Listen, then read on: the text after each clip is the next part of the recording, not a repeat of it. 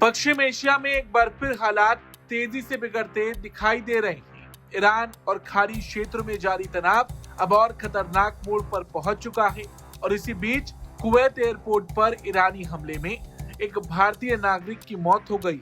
इस घटना के बाद भारत सरकार ने कड़ी नाराजगी जताई है और साफ कहा है कि आम नागरिकों और नागरिक ठिकानों को निशाना बनाना पूरी तरह अस्वीकार्य है। कुवैत के अधिकारियों के मुताबिक कल ईरानी हमलों में कुवैत इंटरनेशनल एयरपोर्ट का टर्मिनल 1 बुरी तरह प्रभावित हुआ।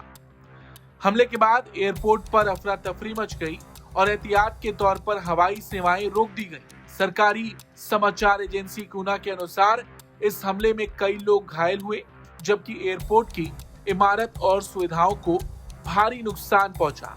वहीं कुवैत में भारतीय दूतावास ने भी इस हमले में एक भारतीय नागरिक की मौत की पुष्टि की।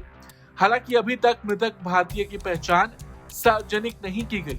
भारतीय दूतावास ने सोशल मीडिया प्लेटफॉर्म एक्स पर पोस्ट जारी कर गहरा दुख जताया और कहा कि घायल भारतीयों की हर संभव मदद की जा रही है। दूतावास लगातार कुवैती प्रशासन के संपर्क में है ताकि प्रभावित भारतीयों को जरूरी सहायता पहुंचाई जा सके। इस घटना पर भारतीय विदेश मंत्रालय ने भी बयान जारी किया और हमले की कड़ी निंदा की और कहा कि भारत लगातार ये कहता रहा है कि संघर्ष के दौरान आम नागरिकों और नागरिक ढांचे को निशाना नहीं बनाया जाना चाहिए। विदेश मंत्रालय ने अपने बयान में कहा, हम आज कुवैत अंतर्राष्ट्रीय हवाई अड्डे पर हुए हमलों की कड़ी निंदा करते हैं, जिसमें एक भारतीय नागरिक की मौत हो गई और हमारे कई नागरिक घायल हुए। पश्चिम एशिया में संघर्ष शुरू होने के बाद से भारत लगातार ये कहता रहा है कि आम नागरिकों और नागरिक ढांचे को निशाना नहीं बनाया जाना चाहिए।